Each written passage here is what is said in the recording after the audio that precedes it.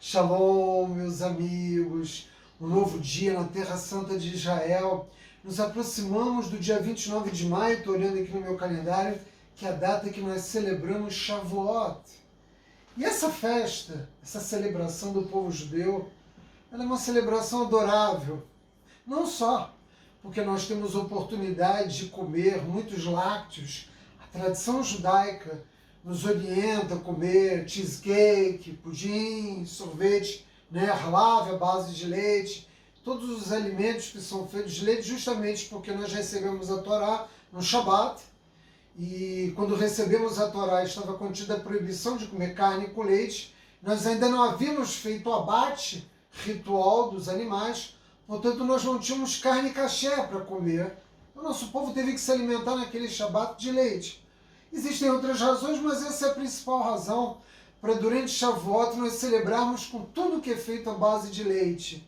Mas o que torna mais adorável essa celebração não é o fato de que nós vamos enriquecer o nosso corpo com todas aquelas guloseimas maravilhosas. O que torna adorável essa celebração, propriamente dita, pela mensagem que ela nos transmite. Porque o que nós celebramos é a outorga da Torá.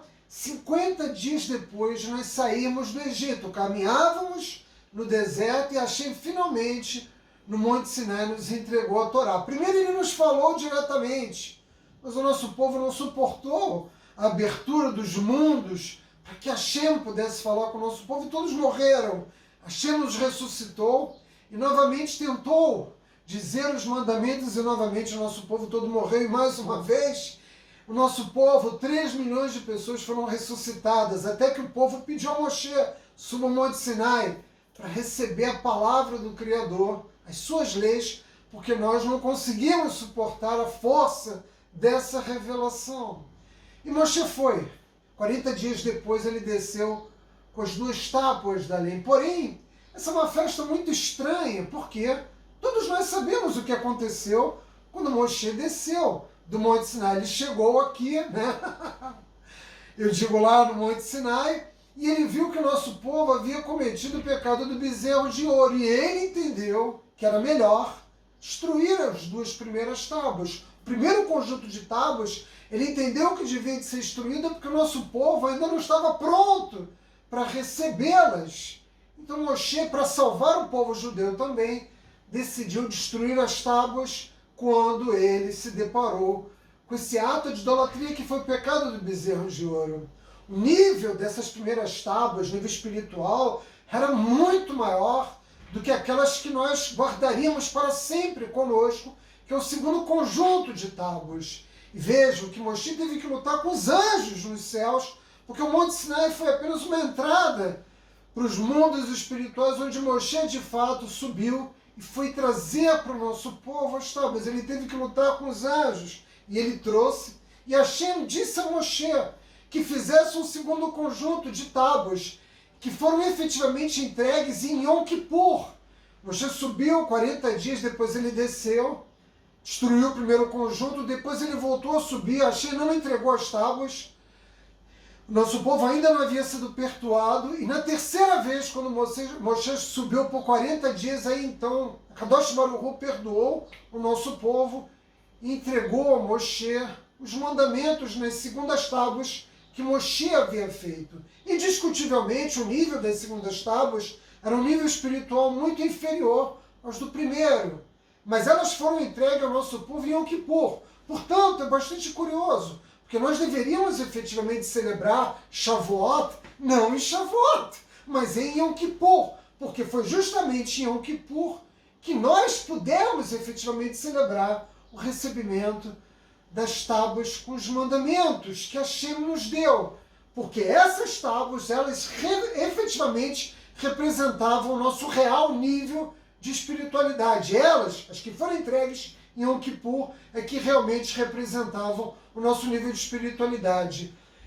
E como responder essa pergunta? Que pergunta por que nós comemoramos a entrega da Torá em Shavuot e não em Yom Kippur, se na verdade as tábuas que ficaram conosco e todo o conjunto da Torá passaria a ser ensinado por Moshe Rabbeinu ao nosso povo a partir de Yom Kippur, quando efetivamente nós somos perdoados e recebemos. E a resposta a essa pergunta nos exige refletir sobre o que aconteceu, nos perguntar sobre o que aconteceu com o primeiro conjunto das tábuas. O que aconteceu? O que Moshe fez com aquelas tábuas?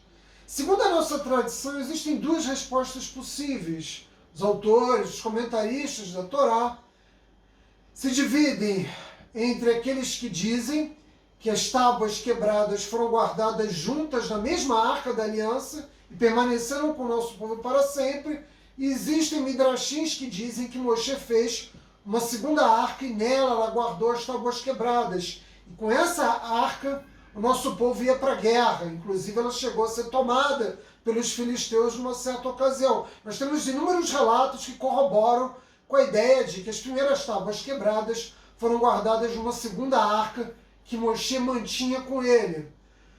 Mas a pergunta subsequente a essa questão sobre o que aconteceu com o primeiro conjunto das tábuas é: por que Moshe as guardou? Porque ele simplesmente não as descartou, ou enfim, devolveu as tábuas quebradas a Kadosh Baruch Hu quando ele subiu novamente o Monte Sinai. Por que ele as guardou? Não importa se numa arca nova ou se na arca que foram guardadas aquelas que permaneceram em definitivo com o nosso povo.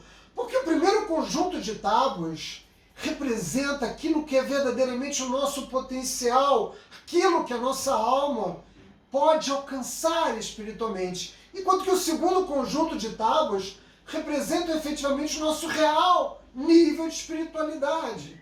E a chave para o nosso crescimento, enquanto seres humanos, que na verdade somos almas imortais, né, o caminho para o nosso crescimento envolve justamente reconhecer aquilo que é o nosso nível real, aonde nós nos encontramos espiritualmente, mas sobretudo olharmos em direção àquilo que nós ainda podemos alcançar, ou seja, enxergarmos o nosso potencial. E quando nós compreendemos qual é o nosso verdadeiro nível espiritual, onde nós nos encontramos, mas percebemos aonde nós podemos alcançar, nós somos capazes de romper com a mediocridade de uma existência vazia. E, sobretudo, nós podemos também abandonar aquele ponto em que o nosso povo se encontrava no Monte Sinai, que era o nível mediano, espiritualmente falando, o nível mediano. O que nós devemos buscar alcançar sempre é a grandeza de Hashem, porque Hashem nos fez a sua semelhança, né? E isso é corroborado com o Midrash, que nos conta que quando o primeiro homem foi criado, Adão Rishon, ele era de um esplendor tão grande que os anjos confundiram Adão Rishon com Hashem. Como é possível isso? Como é possível que seres espiritualizados como eram os anjos olhassem para Adão Rishon e guardassem por ele a reverência de um Deus? Como eles podiam ter cometido tamanho equívoco?